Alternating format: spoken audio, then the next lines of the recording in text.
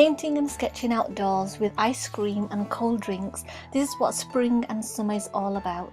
I couldn't miss the chance to sketch and paint the hanging blossom tree, which are flowering this time of the year. So we tiptoed through the branches and found an empty ground in the middle and started sketching. Painting outdoors is always a challenge. I've picked out a small branch to focus on.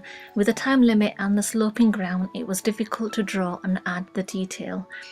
I then decided to finish the flowers and complete the background at home. To add contrast and lift the light shadows from the petals, a darker shade was applied to the background.